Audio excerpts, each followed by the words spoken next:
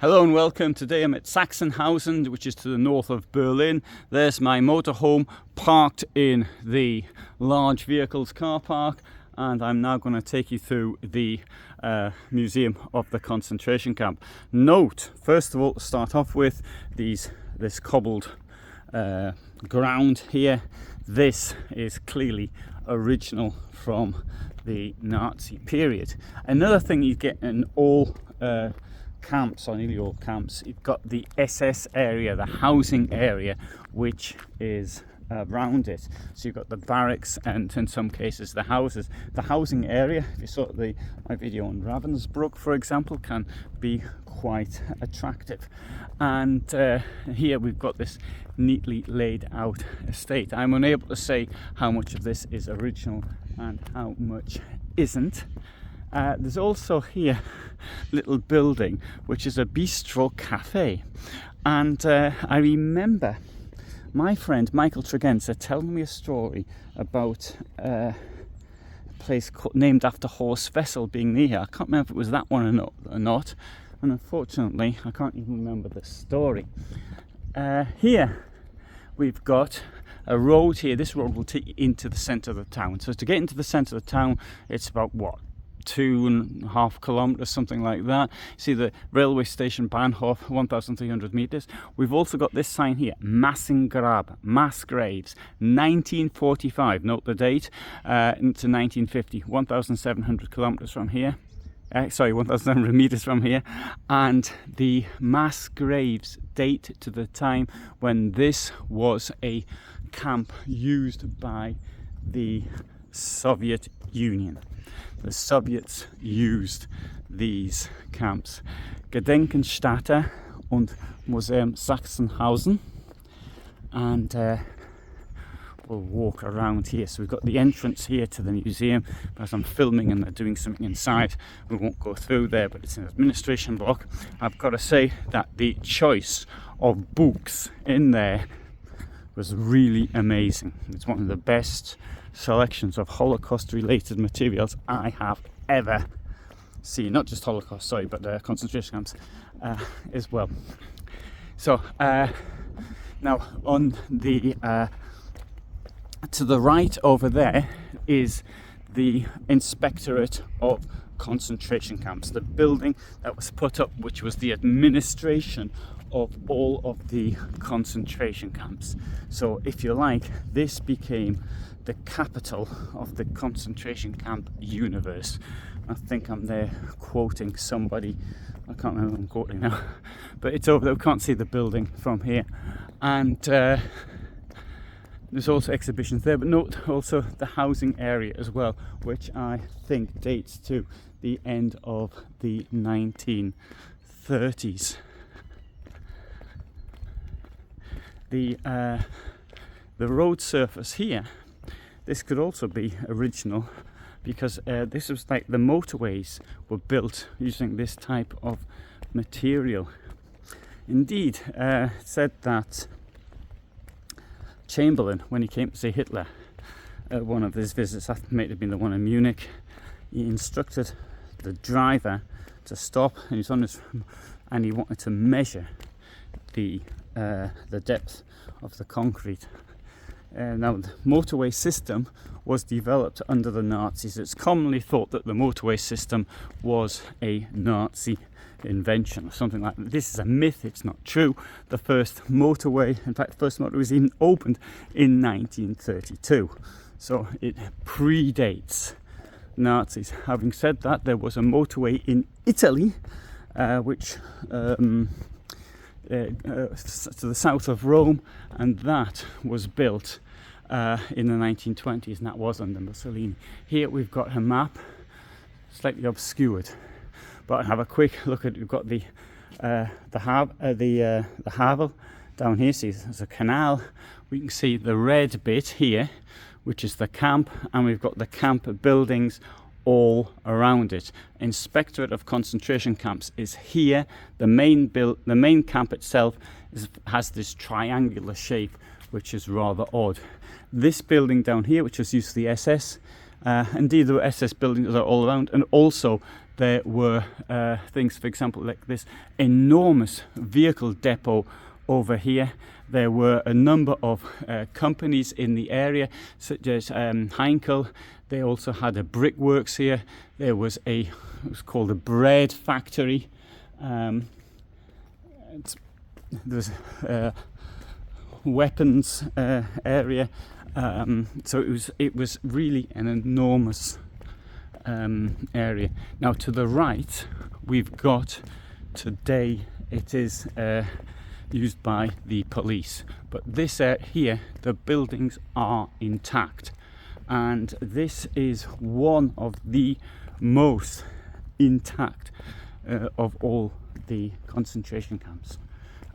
Now we see here we've got a wall rather than a barbed wire fence, but there's a barbed wire fence, or there was one on the other side of the wall. And notice how the guard towers are quite stable as well. Compare them to the guard towers at other camps.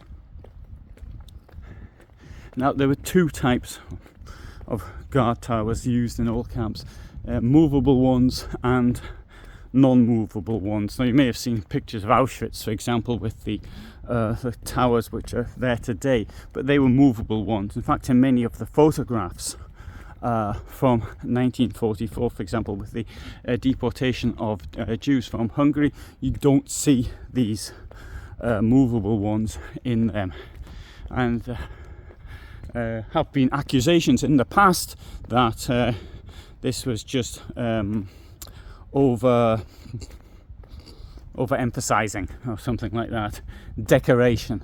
Now here, look, we've got the police buildings here. This is the former SS, but we have here a little message, which if I can see it, because the sun's in my eyes, right? So, the basic law of the Federal Republic of Germany, which states in 1949, human dignity shall be inviolable. To respect and protect it shall be the duty of all state authority. So the Brandenburg University of Applied Police Sciences has been located here on the grounds of the former SS camp adjacent to Sachsenhausen concentration camp memorial since 2006. The prime educational objective is commitment to the primary principle of the basic law. Human dignity is inviolable. As part of the studies, students learn about the history of what happened here and the crimes committed by the police under the Nazi regime. So it needs to be pointed out very clearly. And if you see Christopher Browning's excellent book, Ordinary Men, or you can even read Daniel Goldhagen's book, Hitler's Willing Executioners, which I don't think is as good as Christopher Browning's, but anyway, that's apart. And they're both using the same materials as well.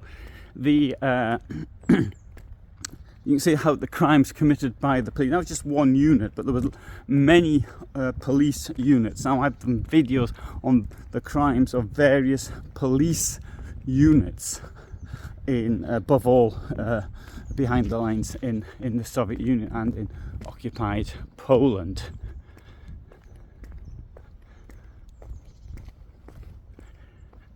So if we go through here,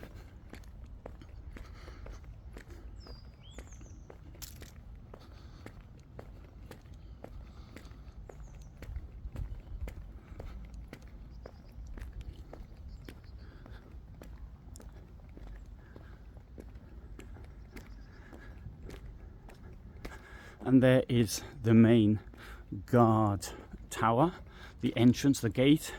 To the left is the commandant's villa. Now the villa is, I would say, a much poorer version of many of the villas we see in other camps. It's not as good. In fact, it's only a bungalow really. It's a rather long bungalow, as you can see, but it looks a bit more like a barracks than anything else. And now there's an exhibition inside there.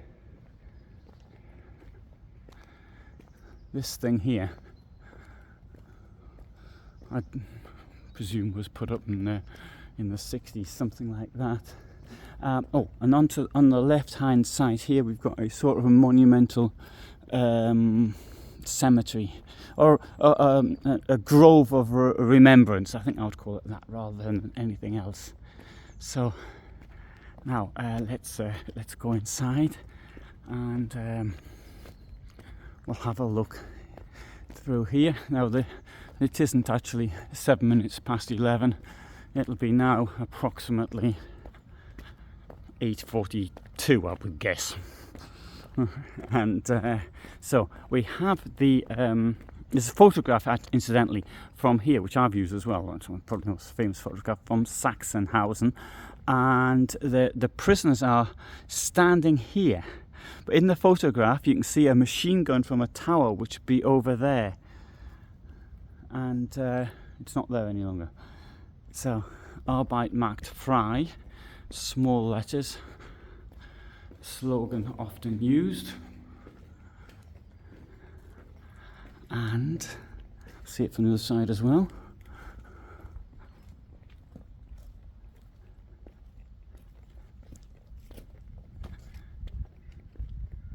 So this is the base camp, so the red bit that was in that thing we saw earlier. So if we come over here and we'll have a little bit of a walk around, you can see the barbed wire down there in the front, the barbed wire fence, and then you've got the wall, you've got the neutral zone outside as well. Now, this was used by the NKVD in 1945 to 1950, and that is the reason I think large parts of this actually survived. I know that parts of Buchenwald were also used by the NKVD, and I think there's less at Buchenwald than there is here. In many camps, it needs to be borne in mind that in the winter of 45-46, things were very, very tough, and life had to go on. People weren't interested in preserving things for historical memory. They needed the what was there. They needed the doors, the bricks, and that's why that many of these camps, for example, at Stutthof, we see that the huge area of particularly what's called the Jewish camp now, the back, it was I don't even like to use the word plundered, but it was taken by the locals because they needed it. And in Auschwitz, you've got the bricks from the gas chamber, which clearly went to some local farms as well. So this is clear because of these circumstances. There we have a roller. You see that often in these camps. And there's photographs of people pulling these rollers because they didn't have a steamroller.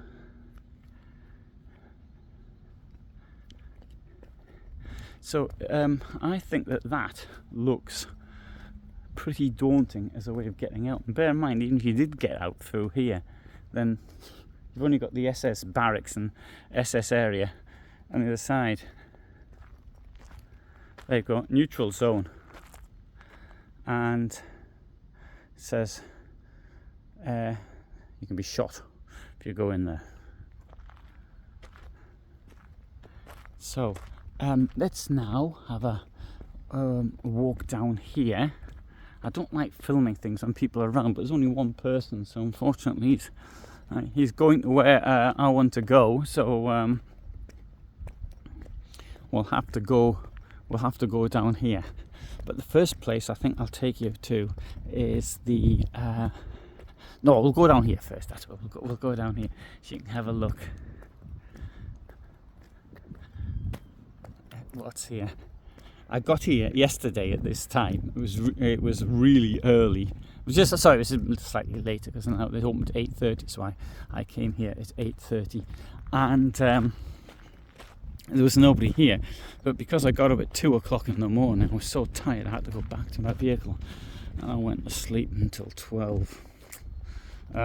Wasted 3 hours daylight. But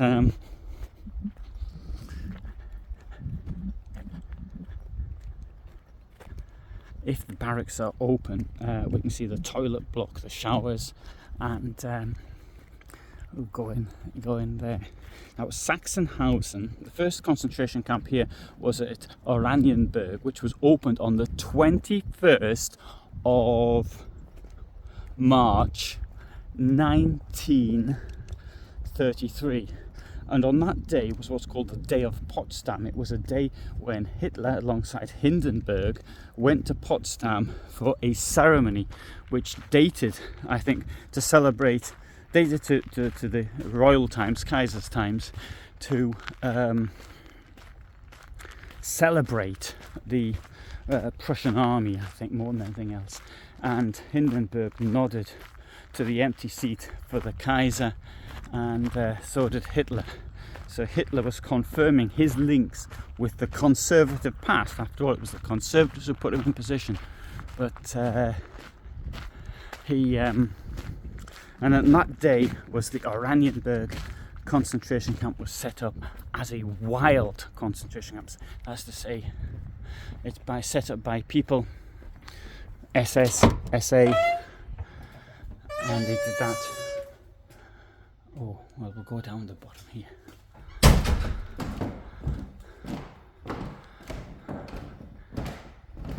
So I think, obviously, it's been repaired many times. But you can imagine how unpleasant this would be in when it was packed full of people. Maybe had straw and lying on sacks or something like that.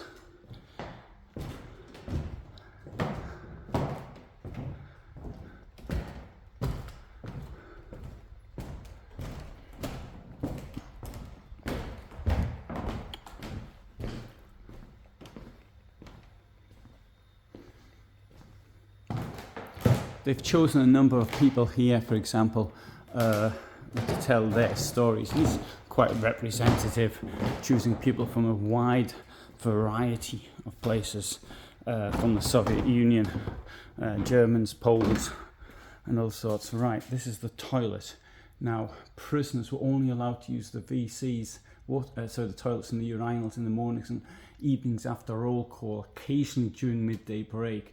Whatever, they'd only have a few minutes to do it. Sick, weak or older inmates who might have fallen down the rush were trampled upon by the others who remained on the floor covered in excrement. Any time, anywhere, including the laboratories, the SS staged regular acts of torment. Prisoners who were unable to walk had to stand without moving a muscle all day long in this unaired space. Some inmates have actually been drowned by the SS in the water closets. And I have a description somewhere. There was a place for the brooms and materials for cleaning the barracks were kept in here. And it was also used as a place of torture. SS guards might lock one prisoner in here, telling them not to move an inch and touch the walls. And they could even put so many people in there that they suffocated.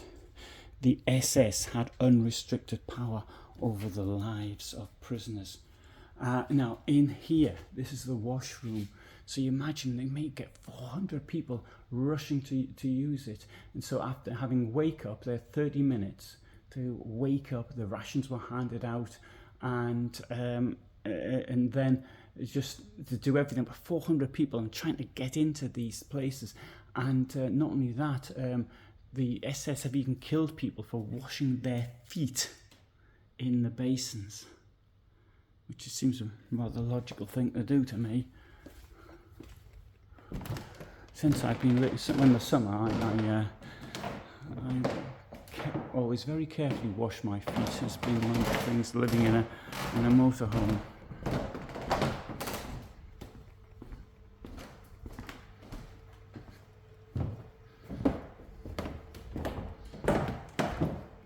So you get these electronic things in all German museums. Quite often they don't work very well. You spend more time trying to work out how they work. Here's an exhibition on children and juveniles at Sachsenhausen. 3,000 of the 200,000 people who passed through here were under 18. What chance did they have of survival? Very little. And this is post the death camps, and the death camps, I don't really know anybody who... and my friend Halina Birnbaum, who will have her 95th birthday on the 15th of September of this year, so she was born in 15th September 1929.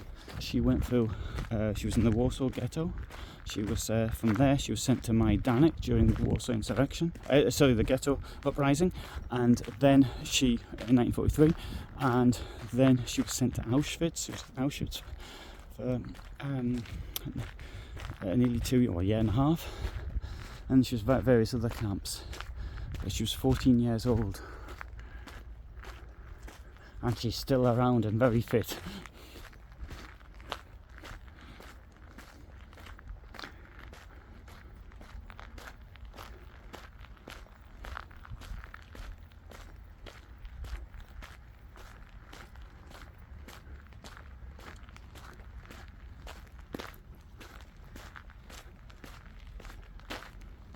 Right, to my right, there is this walled off area, and this was the prison, but it's also where they kept some of their special prisoners, the people who they wanted to keep alive for whatever reason.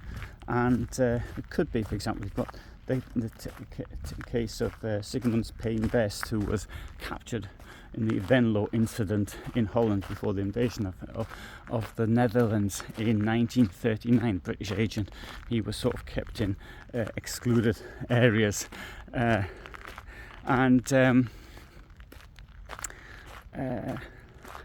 so in this case here we've got such as Grot Rowiecki, who was kept here, but with some of these prisoners had much better conditions. So there you go, Zellenbau, Sondergefängnis, so special prisoners, Gestapo and SS Lagerführung. And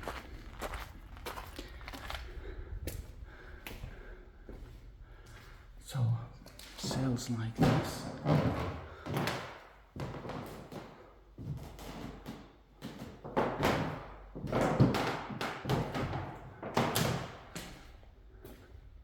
And here we have a special exhibition on Stefan Rowiecki, who was the head of the Polish Home Army. He was captured in Warsaw in 1943, and he was murdered probably here in 1944. I suspect that Himmler ordered his murder on the 2nd of August 1944. I ought to do more on that later, but it's good that we have this exhibition. It's written in German and in Polish, and we can see his life here and what actually happened.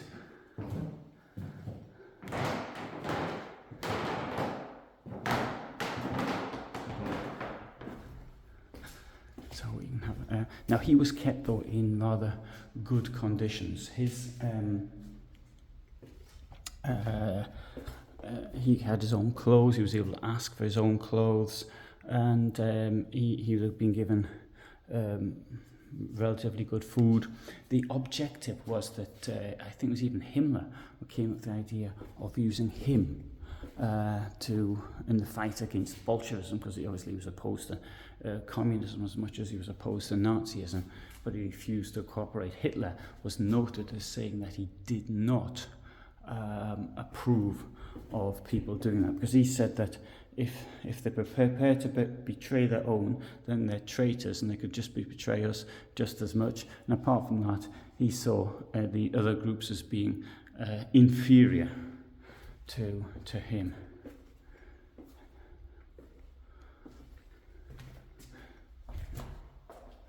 So we have the victims. We don't know precisely. Clemens Hogg, Augsburg, so from a SPD politician.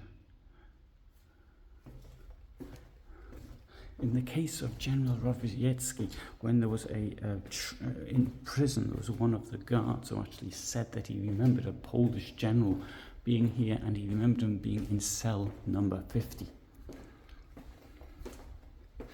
That was something said in the later. Here we have a room.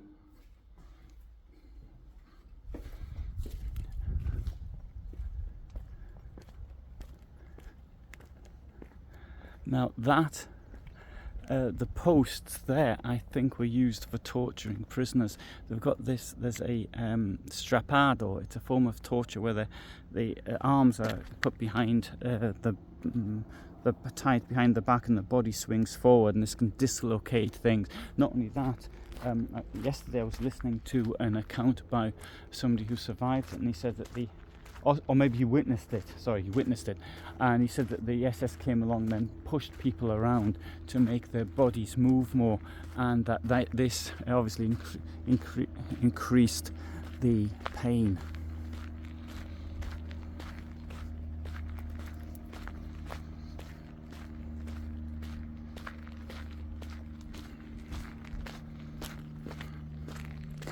So Sachsenhausen as a camp owes its existence, I think, because of its closeness to Berlin. So we have the Oranienburg concentration camp, which was set up in the centre of town in 21st of March 1933. Then we have the that was closed after the Night of the Long Knives. So Hitler turned on Röhm. The SA was more strong. The SS was a smaller group. Hitler turned on Röhm. He murdered the SA leadership in the Night of the Long Knives, and after that the camps were handed over from the SA to the SS, and this was completed around the 2nd of July of 1934. In many cases the SA, when they came to be murdered, they didn't know what was going on. So Hitler accused Röhm of planning his own putsch. I believe that Hitler believed that. You know, I think he was. Röhm was very strong. The SA was far bigger than the German army. The German army could not have really done anything if the SA had revolted, particularly as the SA had weapons, and so therefore Hitler was getting high on his own supply.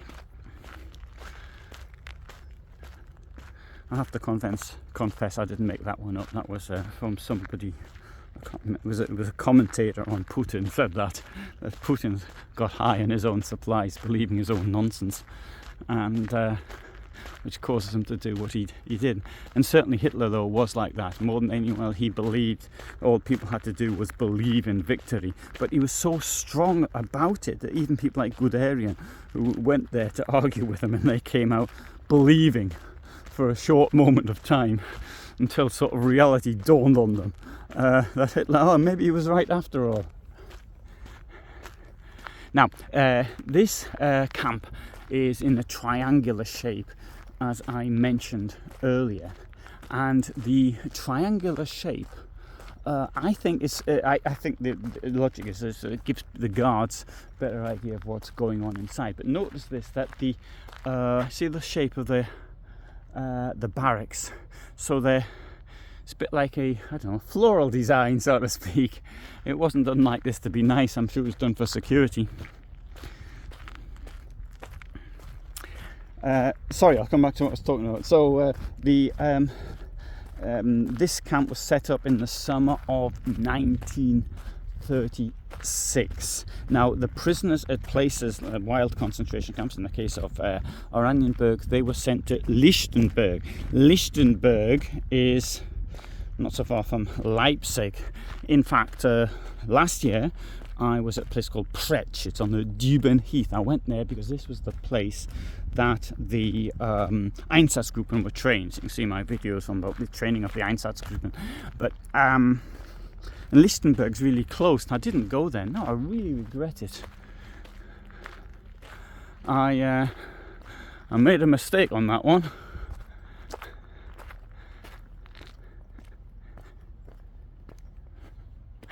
So we'll have a look.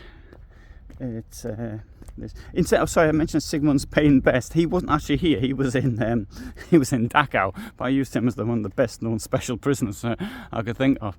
And okay, here. Well, this is something which has been put up in East German times. This was the meeting point of the illegal anti-fascist camp committee. And this was almost says the washroom. It's the word used there.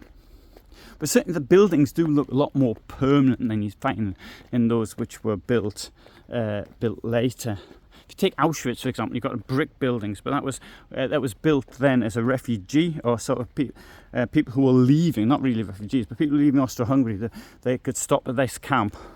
Then it was taken over by the Polish army, and then it was used as a concentration camp by the Nazis. Werkstattausstellung, workshop exhibition.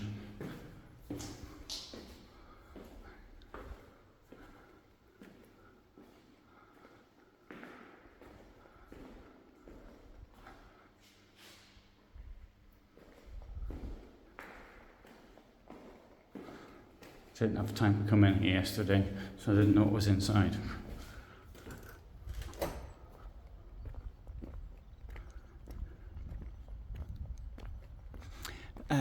This monument here, I think was built, I'm not really certain, was built in East German times and as a monument to what happened here.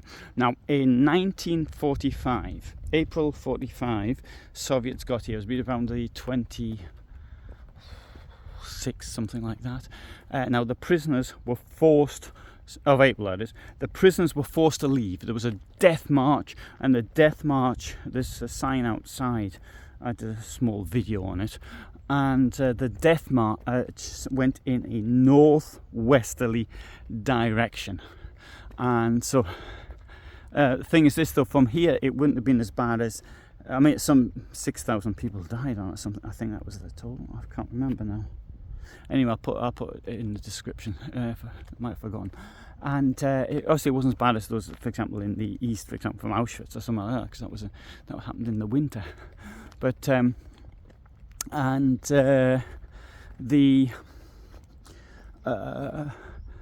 I had a couple of months when it wasn't being used for anything, and then the NKVD took it over. And this is a camp where they put those who either A, there could be Nazis, there could be, they found lots of people to put in here, some 30,000 people or something approximately found their way in here. In fact, the death rate was higher in the communist time.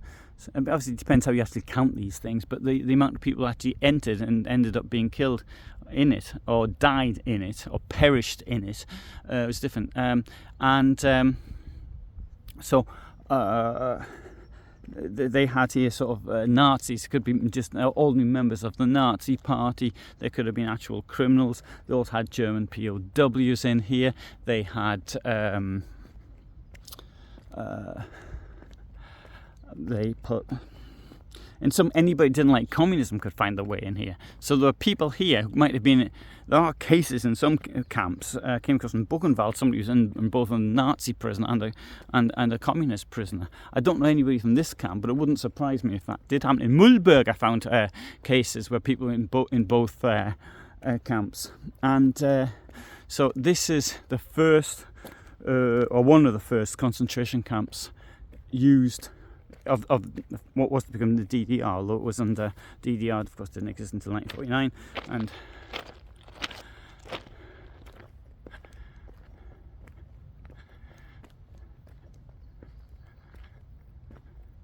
I'll come back onto that. We'll have a quick look at this here. So they're the countries. I really don't like it when I say England. It's not England. The country's name is the United Kingdom. England ceased to exist as a country in 1707, which makes the English nationalists look rather stupid unless they want independence, of course, from the United Kingdom. I don't quite know what their objective is. But they're a list of the countries. Now, as far as British people were, there were a number of British commandos who were murdered here. And I think I'll have to do something about it. Also, people from the Great Escape. I think there was 3 of them were brought here, and they tried to dig their way out of Sachsenhausen as well. They tried.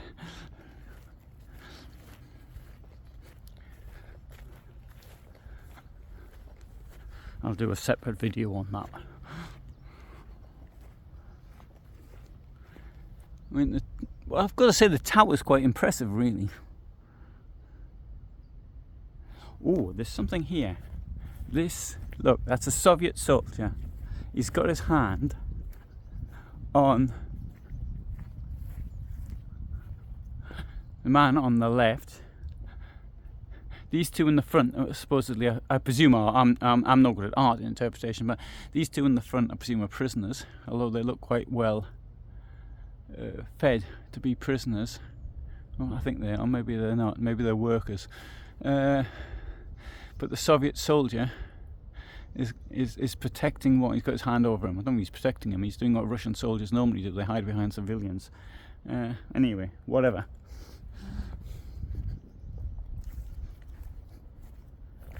Sorry, I said not I'd normally do, that's unfair. What they're doing now in Ukraine.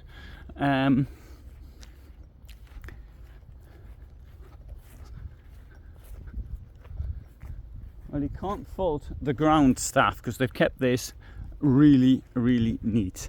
Now, what about making an escape over that way? Well, that wouldn't help either, because over there was also, it was surrounded by SS stuff, factories and all the rest of it.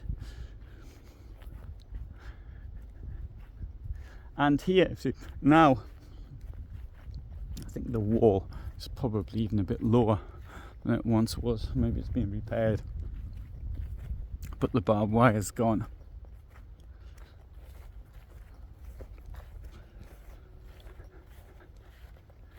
I know I said I'd come back to something, I've forgotten what I was going to come back to. Oh yes, the NKVD camp.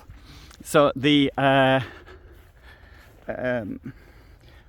was a difference between when the Nazis used this and when the Soviets used it, because in Nazi times we had the abuse from the guards. There was this work could be used as a form of extermination. Whereas in the Soviet camps, the problem was often there was nothing to do. Now we know that they used work to exterminate people in the gulags, but not really in these camps.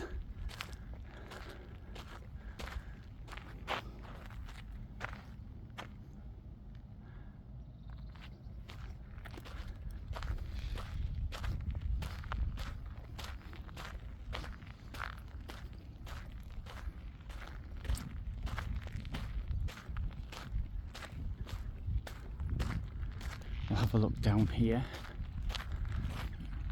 So the people died first of all of starvation and starvation related illnesses in the Soviet camps, because they could be just left lying around doing nothing, whereas starvation illnesses also played a part in the Nazi camp, but there was the brutality as well there. Here we have these photographs are quite well known actually of these people. In Nazi Germany invaded the Soviet Union on the 22nd of June 1941. A large number of prisoners were taken, and some of these prisoners were brought here to Sachsenhausen in September of 41, and some of these prisoners, the people actually, photographs were taken to show their racial inferiority, and that was despite the fact that the Nazis had been happy to do a deal with the Soviet Union. Now we can see, for example, this gentleman in the middle has got very clearly probably from an ethnic minority, and obviously I want to show them in the worst possible light. But before they were murdered, we can see in the background, looking at this gentleman in the front, above all, you can see what the barracks behind. Oh, and this gentleman over here as well, the second family there. You can see the barracks in the background. It's possibly the same in both photographs. So the photographs were taken, and then they were shortly after that they were murdered. They were murdered initially by a rather curious way. That they were going to go for a medical examination, and they have a way of measuring the height, so they'd stand against that, and then they'd be shot in the back of the neck. And so obviously they didn't know what was going on, and death would have been instantaneous. So from that point of view, it was kinder than sort of having to wait ages knowing you're going to die. Often these people could arrive after journeys lasting many weeks, which they were scarcely fed. You know, bear in mind what some of them could have been wounded from the fighting. Bear in mind the Soviet soldiers, so they may not have been treated particularly well previously by the people, their officers, and the system. These people are just as much victims of Stalin as they were victims of Hitler.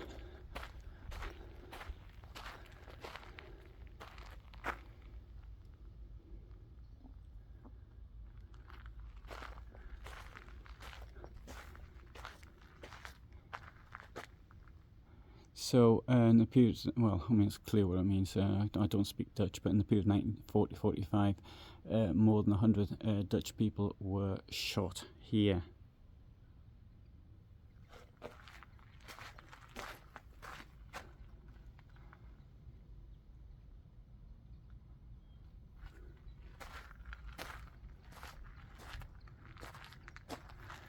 To the memory of the Luxembourgers killed in the camp, 19 shot, 13 other deceased. This place on the 9th of November 1940 was the first mass extermination action carried out by the SS, murdering 33 Polish patriots. Yeah, 3. So I difficult to read it because of the sun's so bright. I can't really read that stone there, although it's been worn down a bit.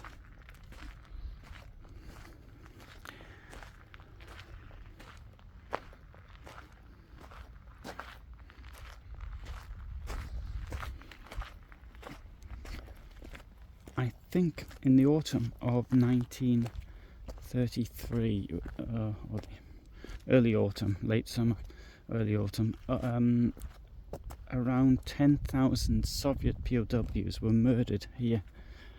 But you've got a question, what was the point of bringing them hundreds of kilometres to kill them here? Yeah, Graberfeld, burial ground with the ashes of the victims of the concentration camp.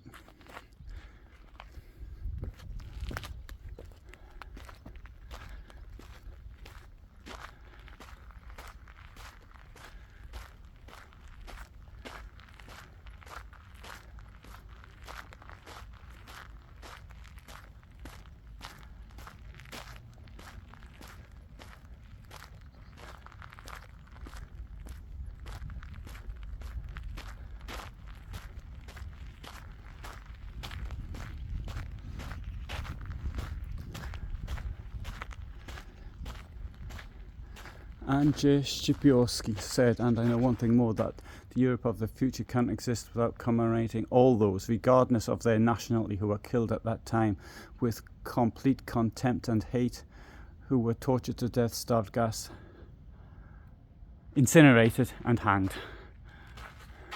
Sorry, I had to look at the German to get the word.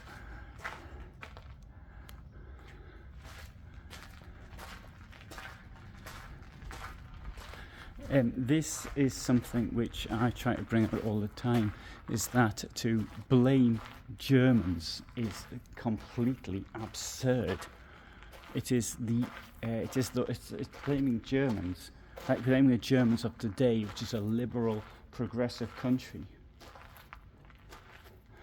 while saying that the Germans who were murdered here are somehow responsible, yet Nazis in other countries are somehow the victims. It's totally absurd. That's why we need to blame Nazism. It is this evil ideology. We can't blame Germans for it. I mean, obviously it was the German government, but Adolf Hitler himself was an Austrian Catholic. So what we're going to do, blame all Austrians. At Potsdam it was decided that Austria would have no responsibility. Yeah, I'll read this to you. large single-story building described by the SS as Station Z was at the same time a crematorium and a place of extermination. Z, the last letter of the alphabet, was a cynical reference to the last station in the life of an inmate. Note, it's the same thing as used by the Putin's forces in Ukraine. Although one, it doesn't say that, I just said that as a, although one was planned very early on, Sachsenhausen concentration camp did not have its own crematorium until 1939-1940. Until then, the mortal remains of inmates had been cremated in various crematoriums in Berlin or buried in the Oranienburg cemetery. As the capacity of the first small crematorium with one crematorium oven was soon no longer adequate, the SS had 4 mobile ovens set up by the Wehrmacht. These were taken out of service in 1943 after Station Z had been built. In Station Z, as well as 4 fixed crematorium ovens, there was a gas chamber and a firing squad execution area. The building, still wholly intact, was blown up by the militarized People's Police of the GDR in 1952 and 53. It was only in the course of constructing the National Memorial in 1961 that the architects were able to secure the foundations on the remains of the ovens, over which they had erected a monumental roof. This had to be demolished in 2004 because of the structural deterioration.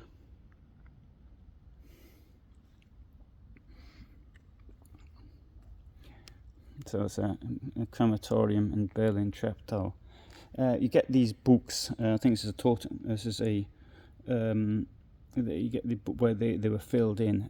I've looked at these books. Sometimes the handwriting is really very attractive, very nice. You can see but pages and pages with the same handwriting. And you can see that's from archives. Now here we have, there you go. There's an air photograph of the Sachsenhausen concentration camp. And there we go, 2 and 3. So they're the mobile ovens. The crematoria was here, just outside the camp. So you can see the V shape, what's it called? Triangle shape. Sorry, triangle shape. There, and these sort of mobile ovens, they very similar to what you can see in other places.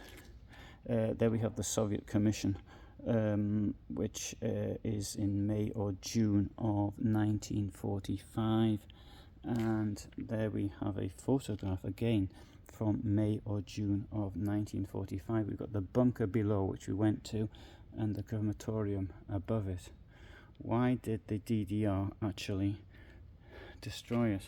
Okay, now here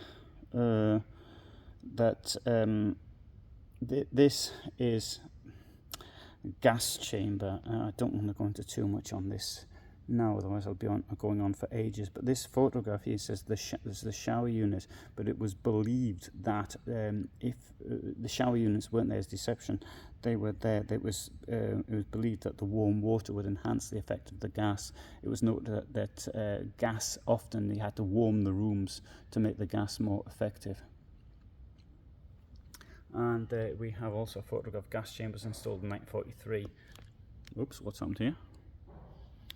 Something's happened. I'm going to have to turn off my gimbal. Let's see if this is the problem. I'll turn it back on again. Let's come around like that. I'm going to put it around like that. Oh, it's not working. Okay, right then. So I'm going to have to carry the thing around with me. I think the gimbal has run out of battery. Anyway, there we go. So put it back onto the gas chamber. Gas chamber was installed in 1943 in a tiled room with working showers.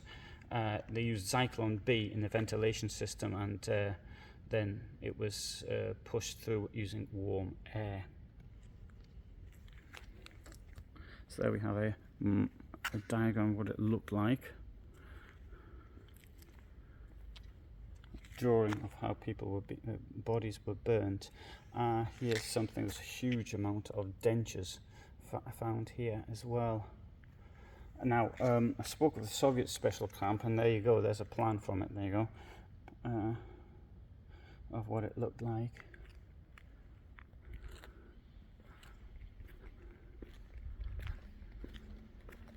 So I've been talking for 48 minutes. I'm just going to make this one of the longest videos I've done in a place like this.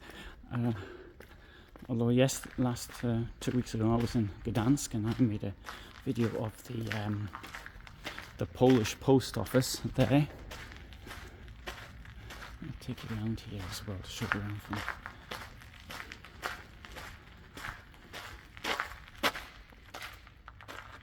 Looks as though over there are upturned tables.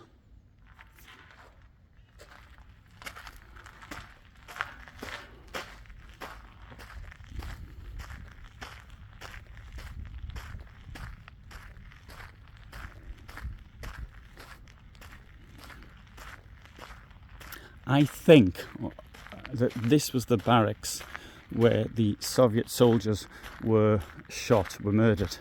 Although I'm not certain of that.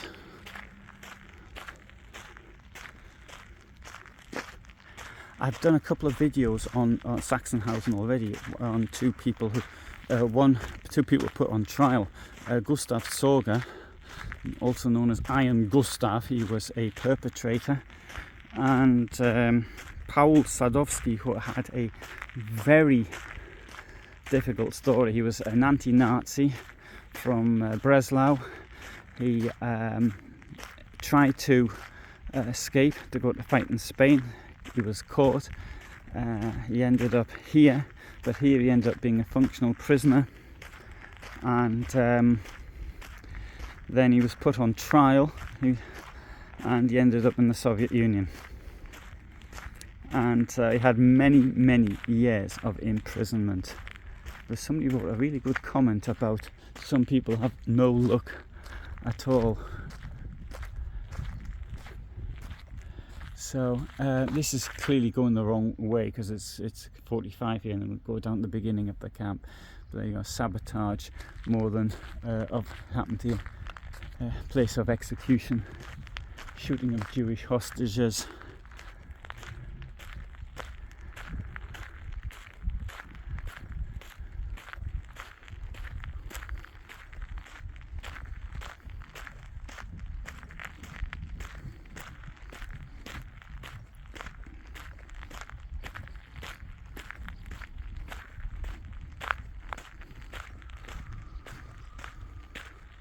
Strange enough, those two, Sorger and Paul Sadowski, were born not so far from each other. Both Paul Sadowski was born in Breslau, now Wrocław, and Sorger was born in part of Germany that was ceded to Poland. His parents left him there. He was brought up by his grandfather, and it was the local priest, or the vicar, the Protestant, who was a German nationalist, and he sort of instilled this hatred. I think it's often said that it was the priest who instilled the hatred towards the Poles, and so Sorger then went to Germany, and then he had his SS career. I think I've been quite lucky here, because there's, look at that, there's nobody here yet. Yesterday there was stacks of people. I know I did a lot of filming in Treblinka, but I deliberately waited until there was no one there. Now, as far as this place is concerned, bear in mind how close it is to Berlin. You have a look on the map, and you can see that Sachsenhausen is it's a short bus ride away. It's outside the motorway ring, but only just. And if you think of the motorway ring, I mean, people might think of the M25 in London, but London is much bigger than Berlin.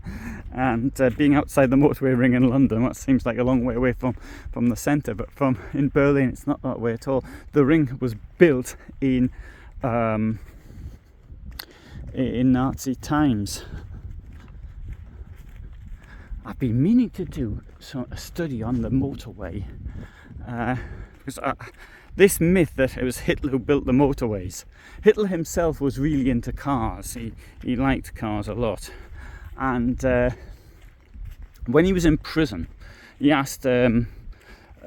reserved a Mercedes, more a top of the range model as well, thinking that Helena Beckstein would pay for it for him.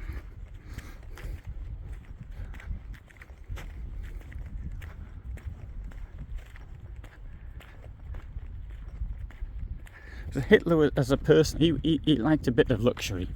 He often talked about things like, oh, when the war's over, all I need is a sort of a hut with a nail on it, so I can hang up my jacket. And but once he taken over power, he didn't want to have much to do with the riffraff, the ordinary people. And there's one thing which to me sums Hitler up completely, and this is a story told by Albert Speer, that there was the train Hitler was on stopped at Hof, and there was a train, probably for communications reasons, to set up a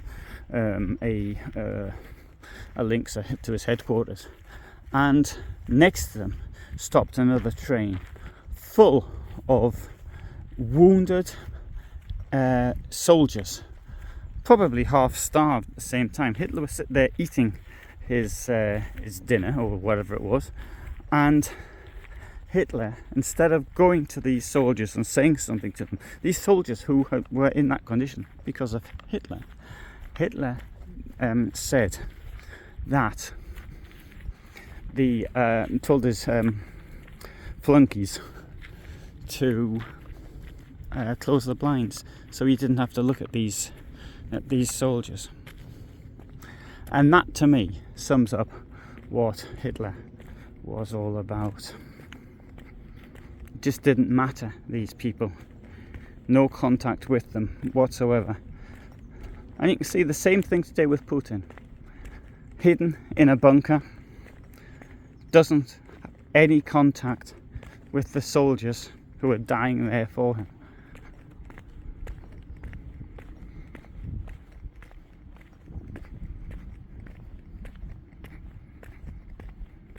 It's also of Trump, for example, that Trump doesn't want to have anything to do with wounded soldiers, and it's not, of course, it's not the same sort of thing. And Trump didn't start any wars, so he, from that point of view. But the thing is, if you don't want to have contact with them, then perhaps he shouldn't be president in the first place. But in the case of Hitler or Putin, people who started these wars, which led to the deaths in horror, but then closing their eyes to it completely, don't want to have anything to do with it. And even worse in the case of Putin is the fact that the victims of this war are not even getting paid. The money that they're promised for death benefits and what have you, not ending up. Anyway, I'll give you a link to that below, if I remember. Now, somebody will complain about me talking about Putin, but what I believe is this, and history is this: you have to learn the lessons from history, and that is, if you don't learn it, if you don't learn the lessons, you are condemned to having to repeat what happened in the past. This is the way things are, and when you have a Nazi regime like Putin's, and there are those say, well, he's not a Nazi regime because he's not anti-Semitic. That's true, he's not anti-Semitic, but it's a Führer state. It believes in Volkisch principles. It believes in that the Russians are a superior race and that other races are inferior to them. It believes in the power of the earth, as though the earth is giving something special. So its own earth is that which becomes something special. So these are all principles of what Nazism was based upon. So here we're going to have a look at some of these placards, and we can see where people came from, and we'll just do it rather quickly, but because these were put up after German unification. So there we go. 183 Polish professors from the university in Krakow, Jagiellonian University, and other higher places of learning in Krakow, who were brought here They were arrested on the 6th of November 1939. Hans Frank said that there was going to be a meeting to discuss how things would be for the university under Nazi occupation, and instead they were arrested and they were brought here, and some of them were released, but around 10% of them died. And so here, this is also from Poland, and so it's the remember the tens of thousands of Polish people, Polish Jews and other Polish citizens who died here. Also remembering the Polish minority in Germany. There you go, 890 Jehovah's Witnesses. Now yesterday there were some Jehovah's Witnesses standing outside with they've got these things that stand outside with you to help yourself to their information. There you are, French. 8,500 Frenchmen suffered in the Sachsenhausen concentration camp by Nazi barbarity, and because they had fought for the independence of France and for the values of the Republic. There you go, from Luxembourg, Luxembourgers in Sachsenhausen. This is from Belgium, and this is from Norway. I'm not going to try and... Oh, sorry, it's in German. Because I'm not going to try and read the Norwegian. That's from Ukraine. I can read Ukrainian because not knowing... I don't know if I'm pronouncing it right, but because it's so similar to Polish and Russian, you can just work it out. So here we have, right, from German. And this is something, bear in mind, that many of the victims were German. There was a cartoon in the Daily Express, I remember rightly, from the beginning of May 1945, where somebody attacking Germany can never be forgiven for this, and the cartoon said, don't forget, many of the victims were Germans too, words to that effect. Belarus, Netherlands, Austria, and now Spain. There were many Spanish Republicans, particularly people on the left, but those who were opposed to Franco.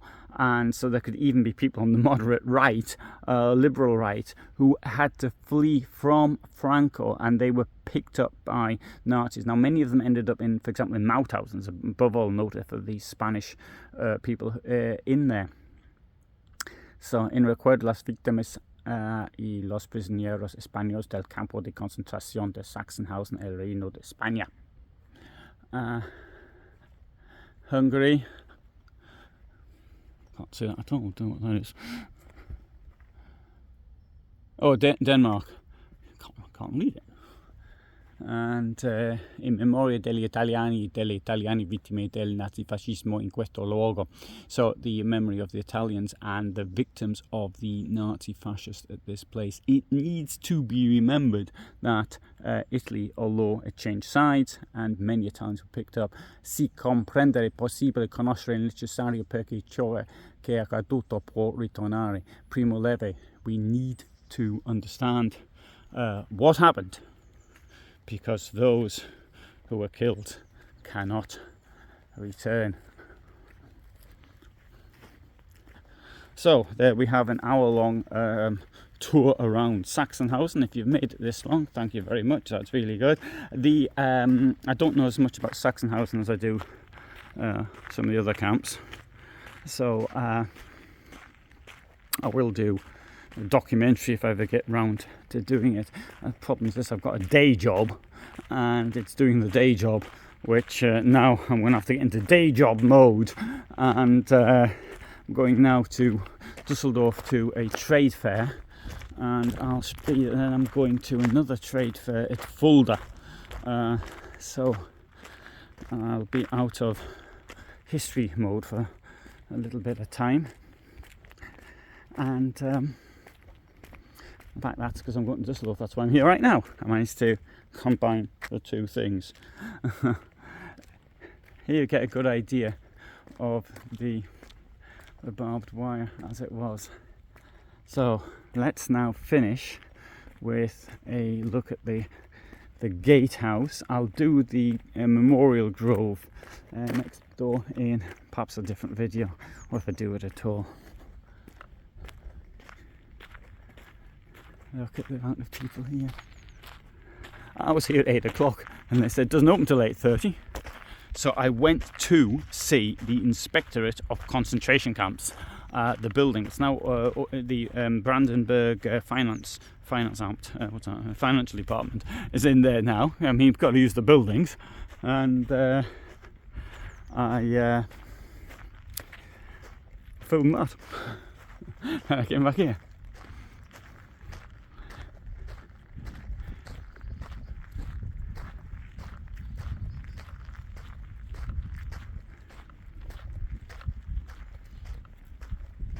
So I hope you found this interesting. I upload every Tuesday and every Friday at 2000 hours. Sometimes I upload on other days as well, so particularly towards the end of the year. So I've got the stock, so to speak. So I upload more. Particularly, I'm not doing so much in my day job then as well. So I can actually upload more stuff. So I do research based. I use archives. I do my own research. And as you can see, I know 1 or 2 languages, so I can actually do these things. So if this is the sort of thing that interests you, then you might want to subscribe. But for the moment, there's a group of people outside, so we'll leave them alone. Anyway, so from me in Sachsenhausen, north of Berlin, Germany, thanks very much for being here. I think we had a great day to do this. I didn't expect the video to last this long, and so it is now, I think, the longest video I've ever done when I've been just talking off the top of my head without notes. There will be mistakes, I know, in them, because sometimes I can say things which are incorrect, and I don't realise it when I'm speaking. But then again, I hope you found this of interest, and all the best from me. Bye for now.